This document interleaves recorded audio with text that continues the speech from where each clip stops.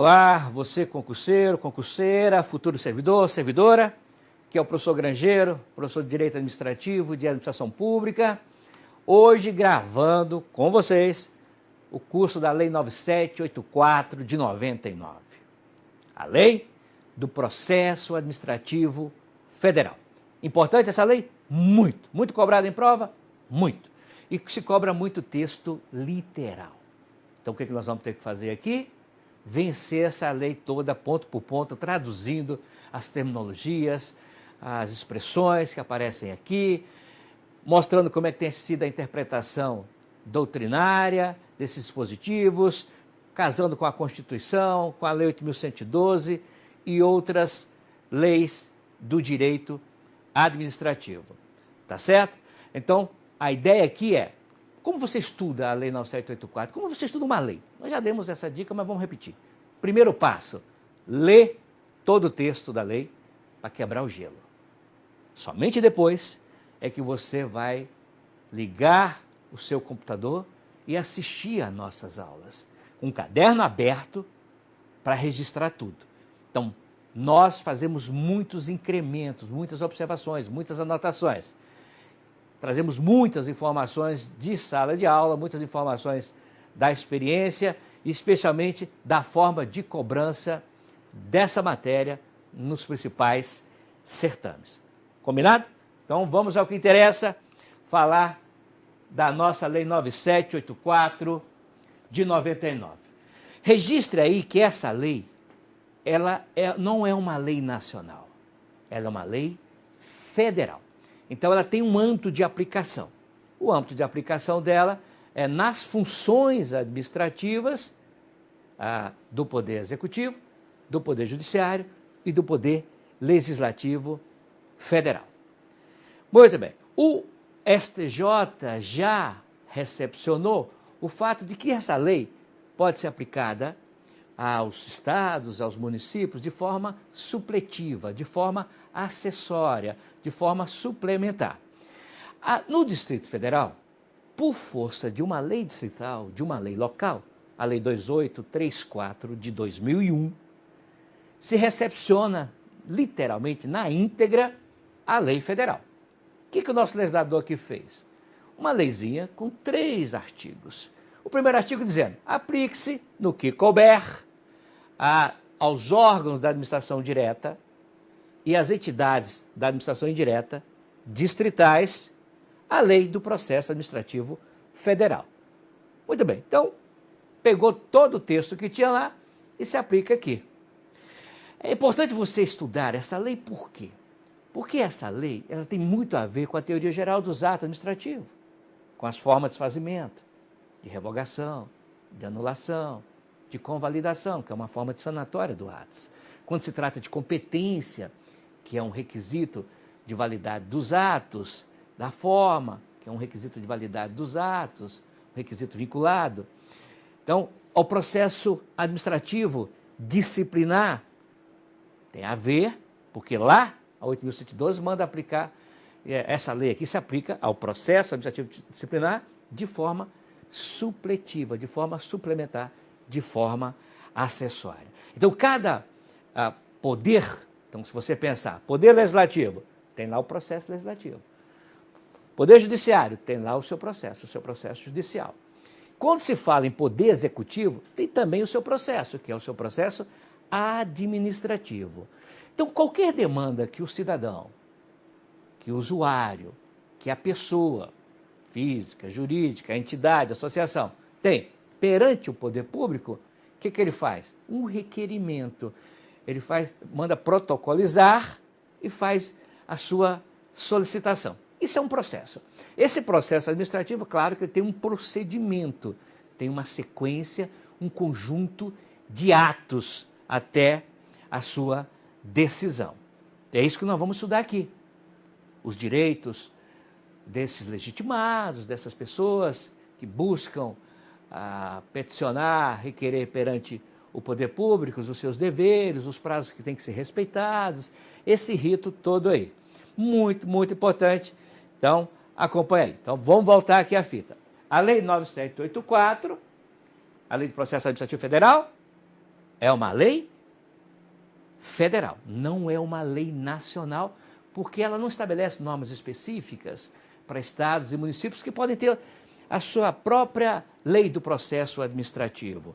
Agora, é bem verdade também que esta lei estabelece parâmetros, um conjunto de normas que podem vir a ser recepcionadas por esses estados, por esses municípios, como foi recepcionada na íntegra pelo Distrito Federal. Ok? Muito bem. Note aqui o que estabelece o artigo 1º. Então, qual é a abrangência, qual é o âmbito de aplicação da nossa Lei 9784? Então, ela estabelece normas básicas no âmbito da administração direta. Quando ele fala aqui, administração pública direta no plano federal, eu estou me referindo à Presidência da República, os seus ministérios, as suas secretarias e os seus órgãos de staff,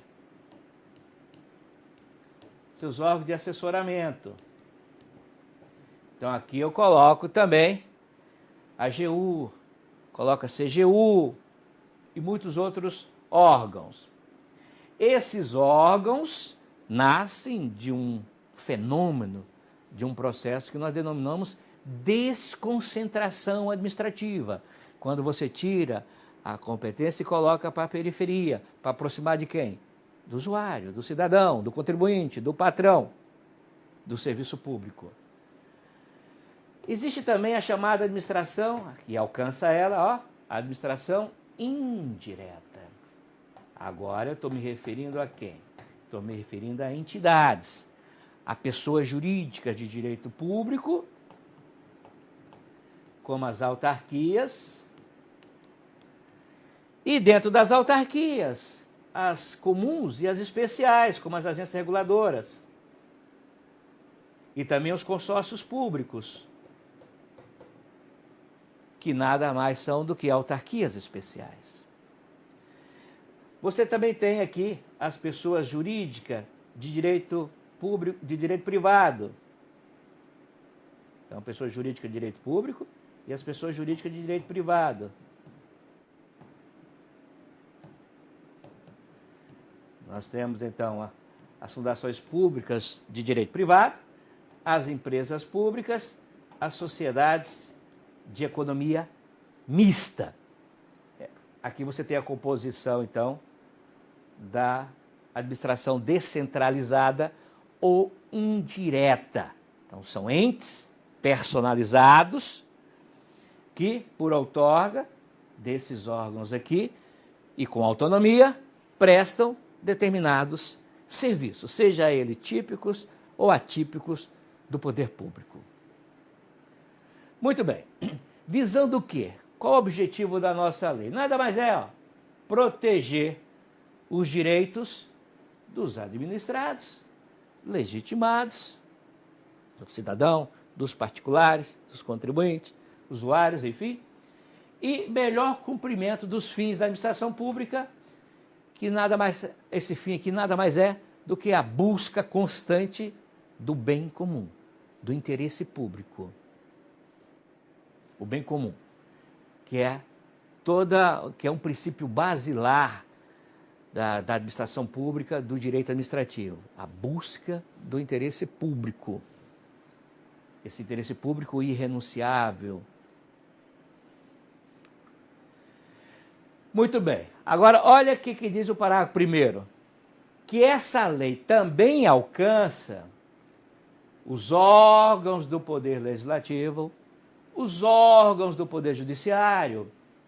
Quando? Somente quando? Quando eles estiverem no desempenho de suas funções administrativas. Então, nós sabemos que o Poder Legislativo tem uma função típica, uma função constitucional, que, resumindo, seria o poder legiferante, o poder de elaborar, de aprovar, reformar leis. A principal fonte do direito administrativo, a principal fonte do direito. O Poder Judiciário também tem lá a sua função típica, que é a sua função jurisdicional, aplicar a lei a casos concretos. O Poder Executivo tem a sua função típica, a função administrativa.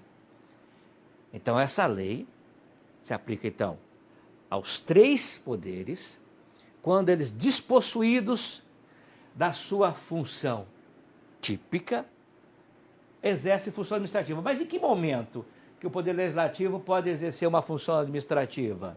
Ora, quando nomeia um aprovado em concurso público, quando aplica nele uma penalidade disciplinar, o Poder Judiciário, quando concede férias, uma promoção para o seu servidor, quando nomeia para um cargo em comissão, quando exonera, quando confere um afastamento, uma licença. Isso é uma função administrativa. Então, quando esses órgãos aqui, que compõem o Poder Legislativo, o Poder Judiciário, revogam o ato, anulam o ato, lançam um edital de um concurso público, então está ou de uma licitação, está no desempenho da sua função administrativa. Então, nesse caso, a Lei 9784 se aplica a eles. Outro assunto muito cobrado pelo examinador aqui é o conceito de órgão, entidade e autoridade. Tem uma divergência entre essa definição e aquela que você encontra na teoria geral do órgão, que você encontra no direito administrativo, na doutrina. Um cuidado, então, você, candidato, vai ter que ter. Quando você está fazendo uma prova, à luz da Lei 9784, o que vale é esta definição. Quando não tem essa menção no comando, aí você vai seguir aquilo que você aprende lá na teoria geral, na teoria dos órgãos, do direito administrativo. Então, para esta lei, o que é órgão? É uma unidade de atuação que integra, note, a estrutura da administração direta. Então, se eu falar em ministério, é órgão. Se eu falar na secretaria, é órgão. Se eu falar no departamento da Polícia Federal, é órgão. Na Secretaria da Receita Federal, é órgão. E integram a chamada administração direta. Ou então, da administração indireta. Olha que coisa. Nós dissemos há pouco que na administração direta, fruto de uma desconcentração, existe uma estrutura, centro de competência, que são entes despersonalizados, que são órgãos. Esses órgãos descentralizam a prestação de um serviço e criam a chamada administração indireta, com autonomia, com personalidade jurídica para realizar uma atividade. Seja uma atividade típica, seja uma atividade atípica, seja uma atividade econômica, seja uma prestação de serviços para o mercado, que faz isso através das suas empresas estatais. E aqui está dizendo que existem órgãos na administração indireta. Sim. Então, quando você pega uma autarquia, como o Banco Central, por exemplo, você tem a presidência, que é um órgão, a vice-presidência é outro órgão, as diretorias, outro órgão, os departamentos, órgãos, divisões, órgãos. Então, seriam aquela estrutura interna, cada um com suas competências definidas lá no regimento, no estatuto de cada entidade dessa daí. A entidade é aquela unidade de atuação dotada de PJ, dotada de personalidade jurídica. Então, existem algumas coisas que diferenciam bem um órgão. Pense sempre no Ministério da Fazenda, Ministério da Justiça, por exemplo, facilita para nós aqui. E nas entidades, aí você pensa no INSS, enquanto autarquia, pensa no Banco do Brasil, enquanto Sociedade de Economia Mista, na Caixa Econômica, enquanto empresa pública, ou no IBGE, enquanto fundação, é que o órgão não possui personalidade jurídica, não possui patrimônio próprio, não pode ser sujeito de direito e obrigações. Já a entidade não. A entidade é dotada de personalidade jurídica, patrimônio próprio, recursos próprios e autonomia própria, autonomia administrativa. financeira. Então, quando o cidadão quer demandar contra um motorista, que nós citamos ali, contra o motorista do Ministério da Fazenda, ele não vai demandar porque esse motorista bateu no carro dele, no trânsito, nas vias públicas, a serviço. Então, quem é esse cidadão aí, esse lesado, esse paciente, esse terceiro, esse motorista vai acionar? Ele vai acionar a União. Vai acionar a União. Já quando é o motorista do Banco Central, você vai direto contra a entidade, porque a entidade é dotada de personalidade jurídica. Algumas, como eu falei, de direito público. Então, o seu pessoal, no que se refere ao regime de contratação, é estatutário. E ou pessoa jurídica de direito privado, cujo regime de contratação dos seus empregados, nos outros lá, cargos, servidores, da pessoa jurídica de direito público. O regime aqui é trabalhista, o regime é seletista. Muito bem, então guarde bem essas diferenças entre essas duas unidades de atuação. Tá certo? E preste atenção que na administração indireta você possui órgãos e os órgãos fazem parte da estrutura interna da entidade.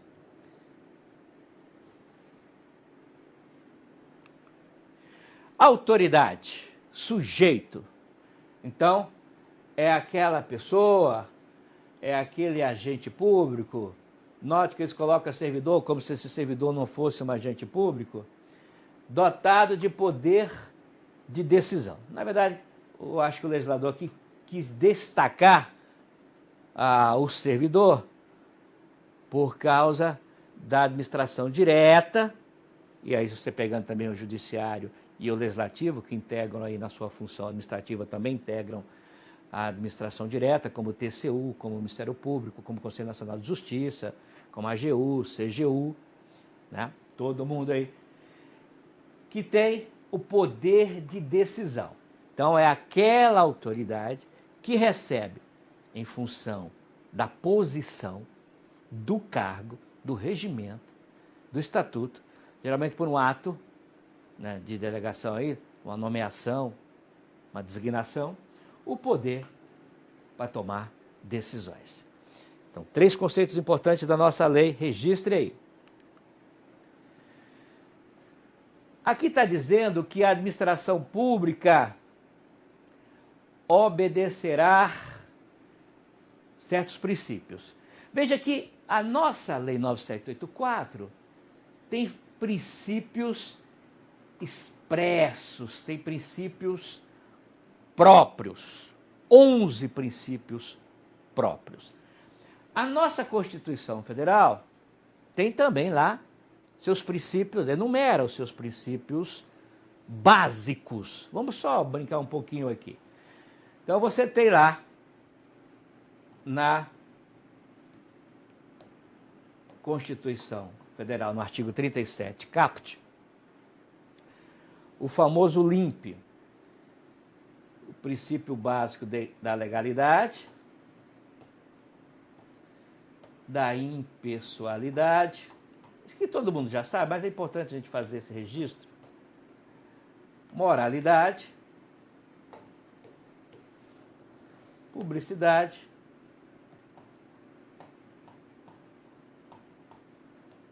e o mais novo deles, eficiência.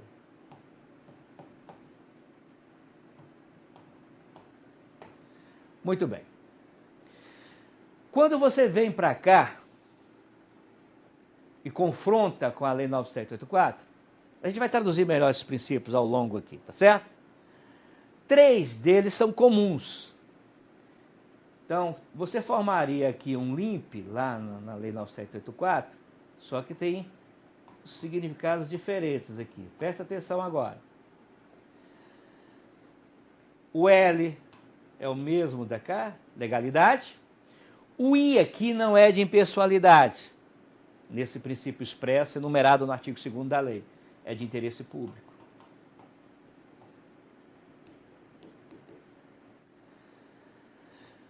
Moralidade é o mesmo. Aqui não é publicidade, é proporcionalidade.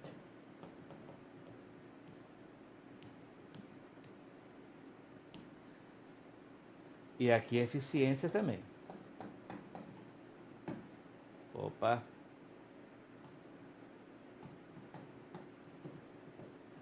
Eficiência. Então, temos aqui legalidade, temos aqui moralidade,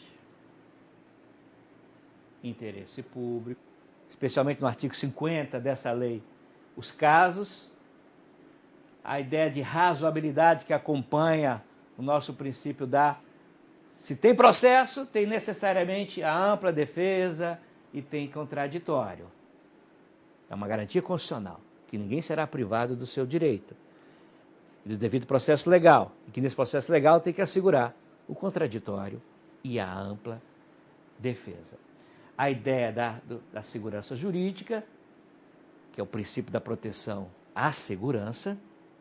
Em diversos dispositivos nessa lei, você vai enxergar a ideia da proteção dessas relações entre o poder público e seus administrados, permitindo, por exemplo, que não se retroaja uma nova interpretação de uma lei para retirar um benefício de um servidor, por exemplo, que foi dado em outra oportunidade, no passado, sobre uma orientação, sobre a interpretação daquela época.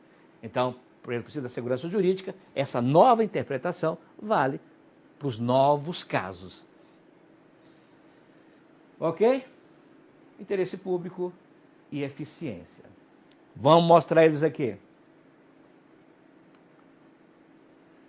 Então, princípios específicos ou implícitos do nosso processo administrativo federal. Eles também chamam de critérios. Então, diz lá, dos processos administrativos. Então, gente, note uma coisa aqui. Toda vez que você, usuário, quer demandar o poder público, quer pedir para colocar um asfalto, um meio-fio, tapar um buraco, pedir uma licença, uma permissão, uma concessão, um benefício, alguma coisa nesse sentido, você tem que ir lá e peticionar, fazer um requerimento. E daí vai instaurar um processo. Esse processo administrativo vai seguir todo um procedimento administrativo. Então você vai ser intimado, vai ter que apresentar outros elementos, vai ter todo um prazo de defesa, enfim, até a decisão daquela autoridade que tem competência para tal. Então é para isso que serve. Essa lei, muito importante, ela vai disciplinar essas relações aí. Muito bem, quais são esses critérios aí? Note, atuar conforme a lei e o direito. Que princípio é que nós acabamos de ver que está relacionado com essa ideia, com esse critério que está lá no parágrafo único aí da nossa lei? Princípio da legalidade. Note que essa legalidade aqui é diferente da legalidade para o privado. Quando você vai no artigo 5º, tem lá que ninguém é obrigado a fazer ou deixar de fazer algo senão em virtude de lei. Lá no inciso 2. Então o que ele está querendo dizer? Que eu privado, eu particular, nas minhas relações jurídicas, eu posso fazer tudo que a lei não proíbe. Quando eu sou investido numa função pública, num cargo público, num emprego público, por exemplo, muda. Então eu só posso fazer o que a lei autoriza, o que a lei permite, o que a lei faculta. O princípio da legalidade é isso. Então, quando eu vou tomar uma decisão, vou assinar um ato qualquer, a primeira pergunta que eu me faço, ou por meus assessores que estão pedindo para eu assinar aquilo, é: a lei me autoriza a fazer isso? Onde é que está? Me mostra aí que a lei me faculta, me permite assinar essa penalidade disciplinar, assinar esta autorização que eu estou concedendo aqui, este benefício. Veja a diferença. Lá eu faço tudo que não contraria a lei, aqui eu só faço o que está expressamente na lei. É o que chama de legalidade estrita, diferentemente da legalidade lá do artigo 5º, que é a legalidade ampla. Atendimento a fins de interesse geral, vedada a renúncia total ou parcial de poderes ou competência, salvo autorização em lei, que são aqueles atos de delegação de competência, aqueles atos de revogação. Então, quando fala em interesse geral, que princípios e que fala dessa renúncia total, parcial de poder ou de competências, nós estamos falando de quê? Nós estamos falando do princípio da impessoalidade, que eu, no exercício da função pública, não posso perseguir um fim que não outro, que não o bem comum, senão eu posso vir a responder por um crime de abuso de autoridade, por exemplo, com desvio de finalidade, com desvio de poder. E a indisponibilidade do interesse público, que é, como eu falei, um princípio basilar, é um primado que norteia todas as ações dos dirigentes, das autoridades, dos agentes da administração pública. Então, agir de forma impessoal é agir de forma neutra, apolítica, apartidária, sem ressentimento, sem favoritismos, mas também sem perseguir.